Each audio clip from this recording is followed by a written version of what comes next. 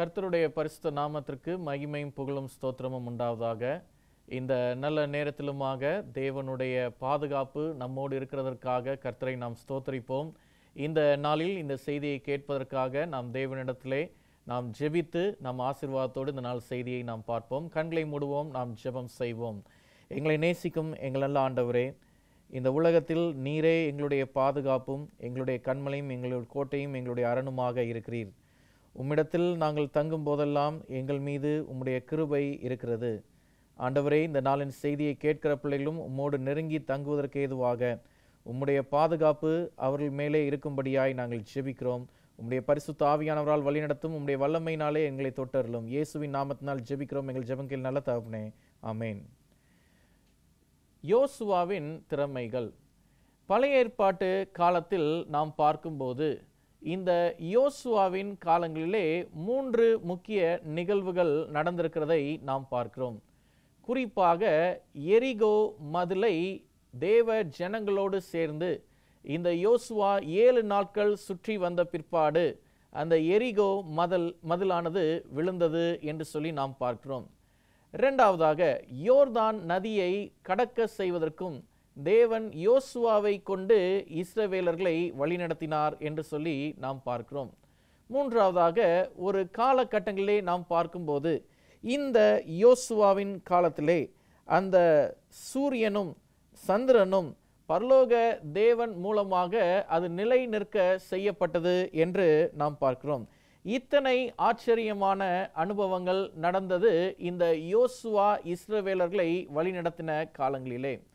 மோசே வயது சென்றபோது இந்த இஸ்ரவேலர்களை பத்திரமாக கானான் தேசத்திற்குள்ளாக வழிநடத்துவதற்கு நல்ல ஒரு அனுபவம் வாய்ந்த அல்லது தேவனுடைய ஞானத்தில் தேறின ஒரு மனுஷனாக இருப்பதற்கு ஆண்டவராய் இருக்கிற இயேசு கிறிஸ்து இந்த யோசுவாவை தெரிந்து கொண்டார் என்று சொல்லி நாம் பார்க்கிறோம். யாத்ராகமம் 24ஆம் அதிகாரத்திலே நாம் வாசிக்கும் போது இந்த யோசுவா மோசேயினுடைய ஊழியனாக இருந்து வந்ததை நமக்கு வேத வசனம் உறுதிப்படுத்துகிறது. எனவே இந்த யோசுவா மோசே இருந்த காலங்களிலே அவருடைய ஊழியத்திற்கு துணையாக பல்வேறு சூழ்நிலைகளிலே மோசேயோடு இணைந்து செயல்பட்ட ஒரு மனுஷன். இந்த யோசுவாவை ஆண்டவர் மோசேக்கு பின்பதாக இஸ்ரவேல் ஜனங்களை பாதுகாப்பாக கானான் தேசத்திற்குள்ளாக வழி நடத்துவதற்காக ஆண்டவர் தெரிந்து கொள்கிறார்.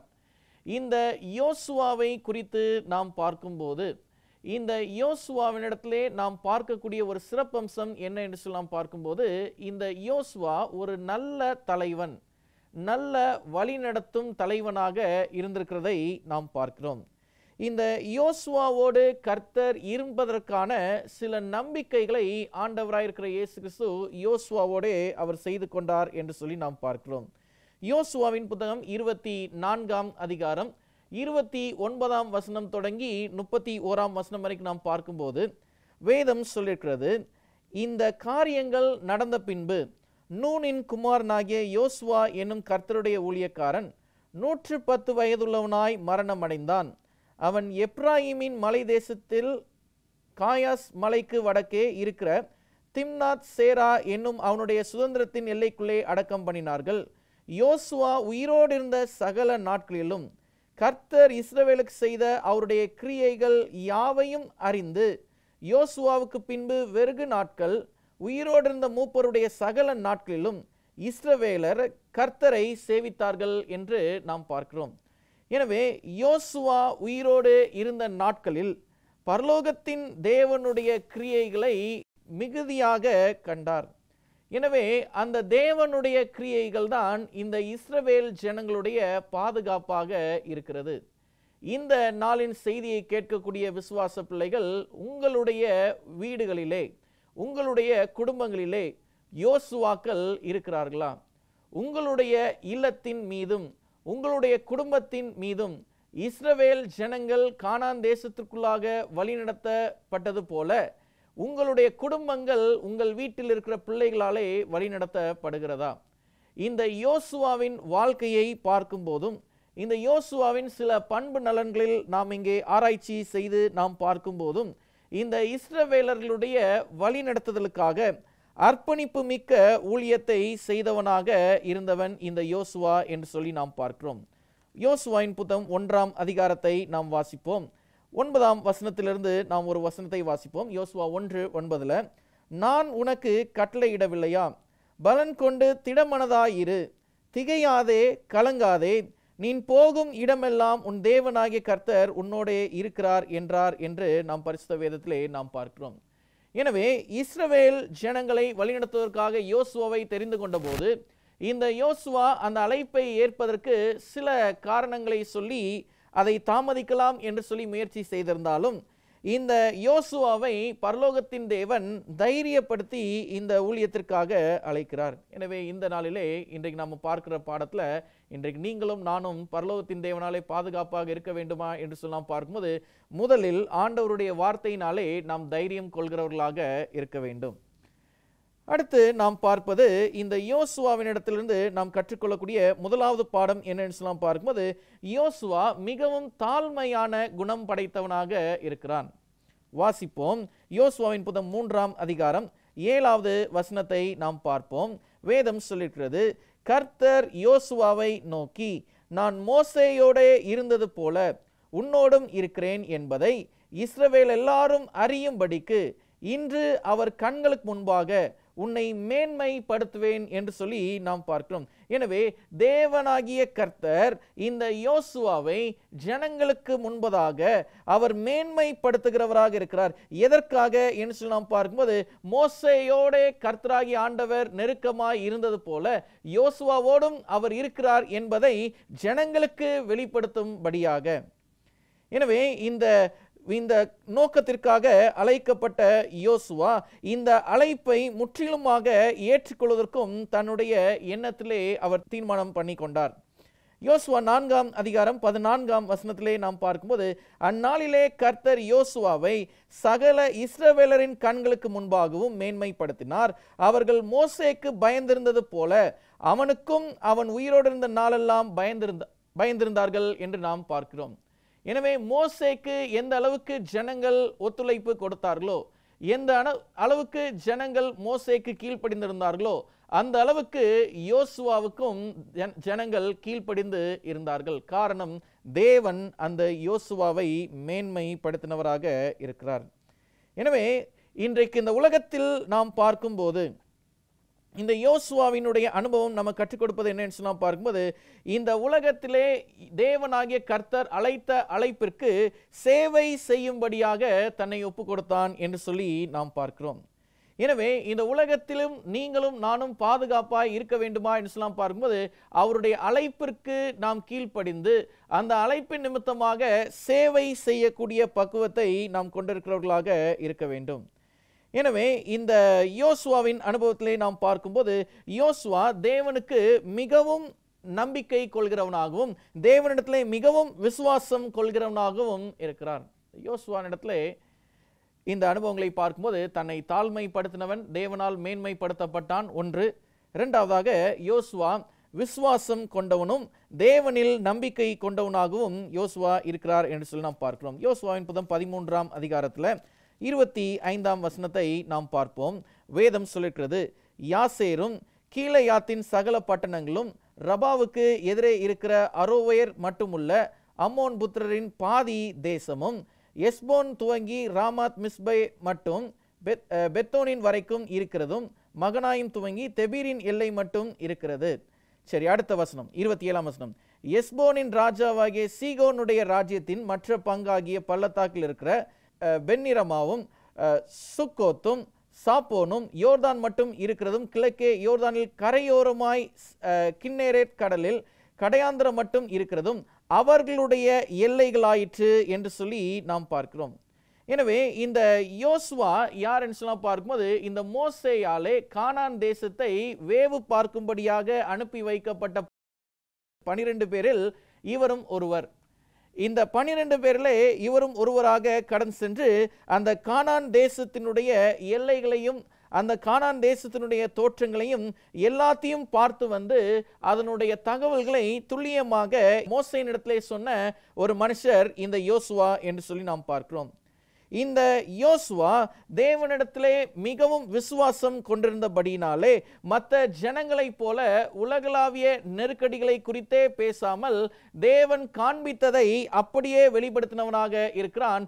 காரணம், தேவனை முழுவதுமாக நம்பின தேவ மனுஷன். எனவே தேவன் சொன்ன இடத்திற்கு கடந்து செல்வதற்கு அவர்கள் என்ன விதமான கண்ணோட்டத்தில் அந்த ஸ்தலத்தை அவர்கள் பார்வையிட வேண்டுமோ அந்த விதமான கண்ணோட்டத்தில் அந்த ஸ்தலத்தை பார்வையிட்டு அதனுடைய அறிக்கையை மோசேயின் இடத்திலே கொண்டு வந்தார்கள். எனவே இந்த யோசுவாவினுடைய வாழ்க்கையிலே இயேசுவின் அழைப்பை ஏற்றுக்கொள்வதற்கு தாழ்மை இருந்திருக்கிறது.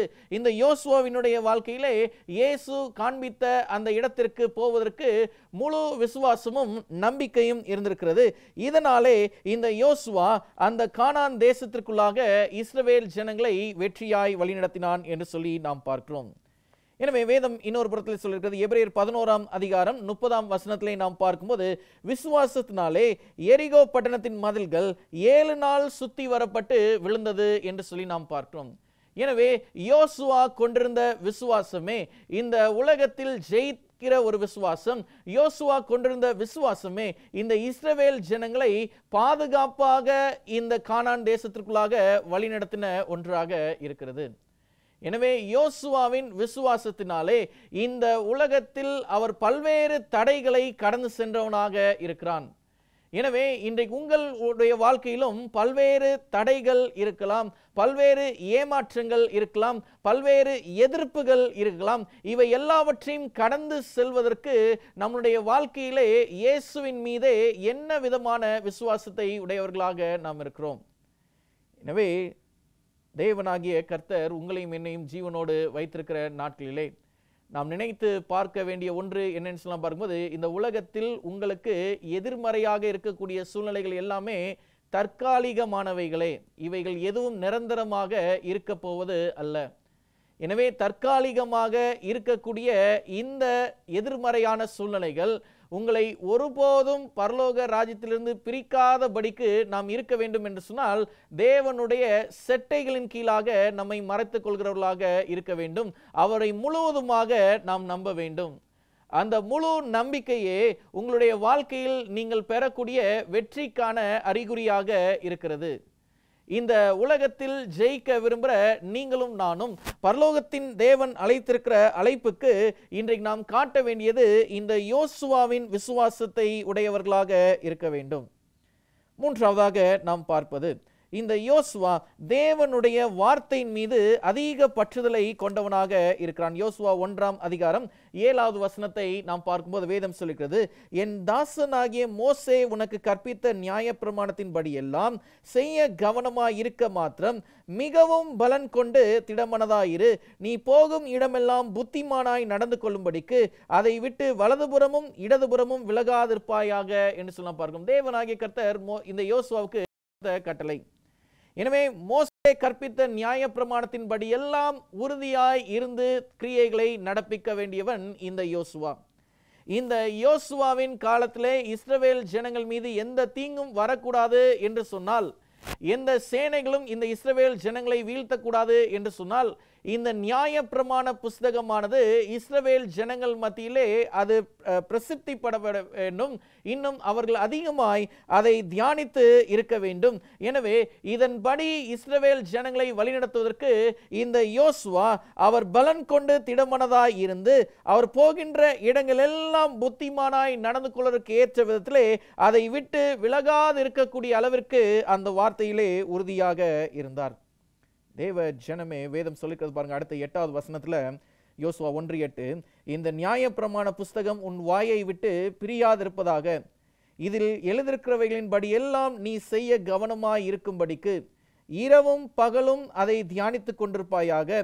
அப்பொழுது நீ உன் வழியை வாய்க்க பண்ணுவாய், அப்பொழுது புத்திமானாயும் நடந்து கொள்வாய். இப்போ வேதம் சொல்லியிருக்கிறது பாருங்க, நம்மளுடைய வழிகள் வாய்க்கப்பட வேண்டுமா, நாம் புத்திமானாய் நடந்து கொள்ள வேண்டுமா, இரவும் பகலும் கர்த்தருடைய வேதத்தை நாம் தியானிக்கிறவர்களாக இருக்க வேண்டும். சங்கீதம் 1வது சங்கீதம் 1வது வசனத்தை நாம் பார்க்கும்போது வேதம் சொல்லிக்கிறது, துன்மார்க்கருடைய ஆலோசனையில் நடவாமலும் பாவிகளுடைய வழியில் நில்லாமலும் பரியாசக்காரர் உட்காரும் இடத்தில் உட்காராமலும் கர்த்தருடைய வேதத்தில் பிரியமாயிருந்து இரவும் பகலும் அவருடைய வேதத்தை தியானிக்கிற மனுஷன் பாக்கியவான் என்று நாம் பார்க்கிறோம். எனவே இரவும் பகலும் வேதத்தை பிரியமாய் தியானிக்கிற மனுஷன் பாக்கியவான் என்றால், இந்த யோசுவாவுக்கு பின் வந்த அந்த தலைமுறையின் இஸ்ரவேலர்களுக்கும் ஆண்டவர் கொடுத்தது என்ன என்று சொல்லலாம் பார்க்கும்போது, அவர்கள் அந்த நியாயப்பிரமாண புஸ்தகத்தின் மேலே தியானமாய் இருக்க வேண்டும் என்று சொல்லி, இன்றைக்கு உங்களுடைய வாழ்க்கையிலும் என்னுடைய வாழ்க்கையிலும் இன்றைக்கு நாம் சிறந்த வழிநடத்துதல் வீரர்களாக இருக்க வேண்டும் என்று சொன்னால், நாமும் ஆண்டவருடைய வேதத்தின் மேலே பிரியமாய் இருந்து அதை இரவும் பகலும் கருத்தாய் தியானிக்கிறவர்களாக இருக்க வேண்டும். தேவனாகிய கர்த்தர் அதை யோசுவாவுக்கு ஒரு கட்டளையாக அவர் சொல்லியிருக்கிறார். எனவே இதை அவர்கள் கண்டிப்பாக செய்ய வேண்டிய ஒன்றாக இருக்கிறது.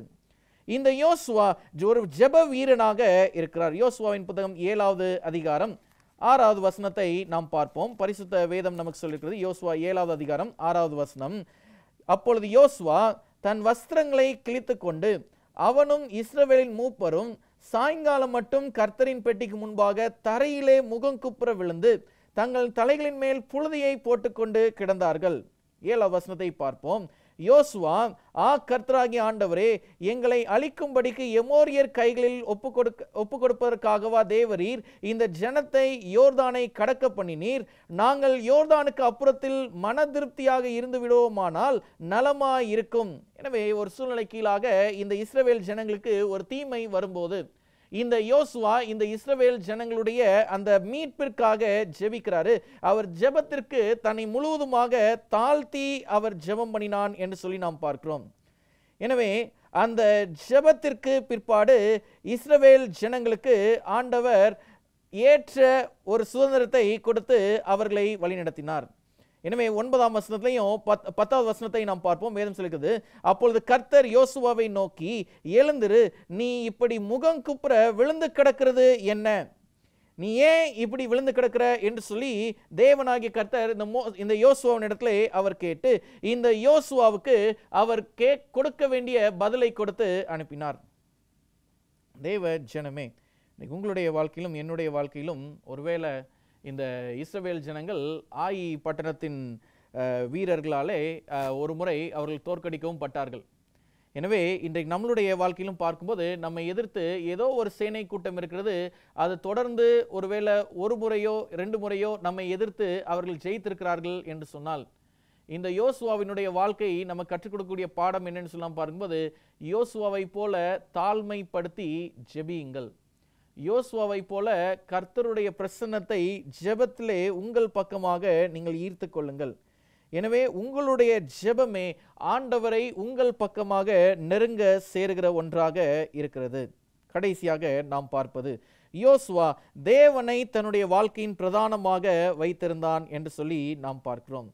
யோசுவாவின் புத்தகம் 8வது அதிகாரம் 30வது வசனத்தை நாம் பார்க்கும்போது வேதம் சொல்லியிருக்கிறது, அப்பொழுது யோசுவா கர்த்தரின் தாசனாகிய மோசே இஸ்ரவேல் புத்திரருக்கு கட்டளையிட்டபடியும் மோசேயின் நியாயப்பிரமாண புஸ்தகத்தில் எழுதியிருக்கிறபடியும் எபால் பர்வதத்தில் இஸ்ரவேலின் தேவனாகிய கர்த்தருக்கு இருப்பாயுதம் படாத முழுங்கற்களால் ஒரு பலிபீடத்தை கட்டினான் என்று சொல்லி நாம் பார்க்கிறோம்.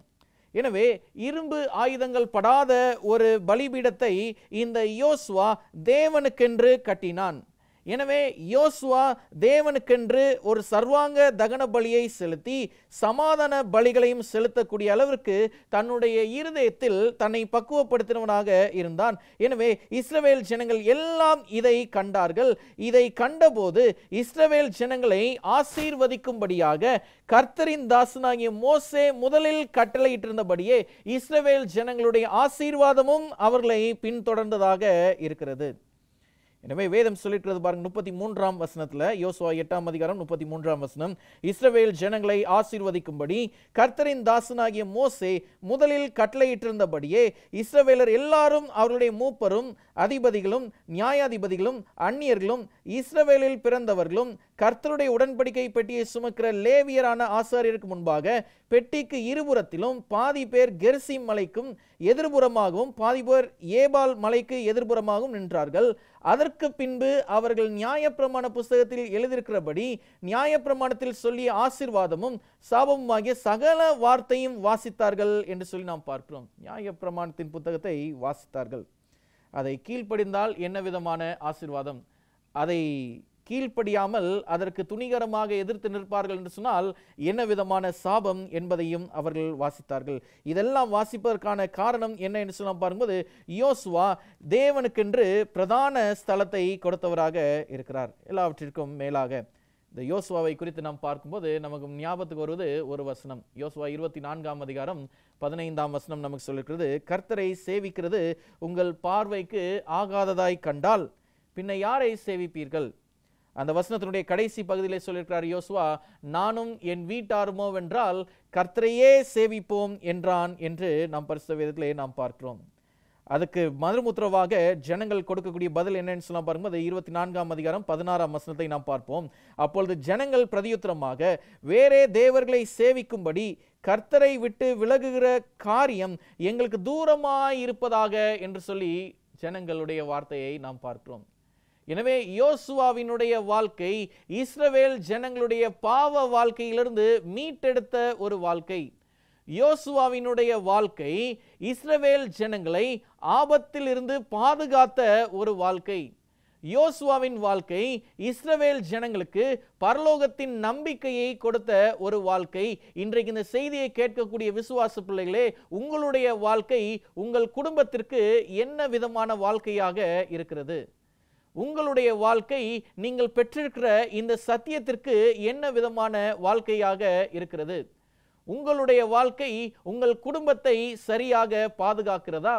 உங்களுடைய வாழ்க்கை உங்களுடைய குடும்பத்திற்கு வர இருக்கிற ஆபத்தை கடந்து செல்வதற்கு பலப்படுத்தக்கூடிய வாழ்க்கையாக இருக்கிறதா என்று சொல்லலாம் பார்க்கும்போது, இந்த யோசுவாவின் வாழ்க்கையிலே பார்ப்போம், தன்னை தாழ்மைப்படுத்தி கொண்டான், தான் தேவனை முழுவதுமாக விசுவாசித்தான், ஒரு நல்ல ஜெப வீரனாக இருந்தான், தேவனுடைய வார்த்தையை உறுதியாக பற்றி கொண்டவனாக இருக்கிறான். எனவே இந்த யோசுவா எல்லாவற்றிற்கும் மேலாக தேவனுக்கே முதலிடம் கொடுப்பவனாக இந்த யோசுவா இருக்கிறதை நாம் பார்க்கிறோம்.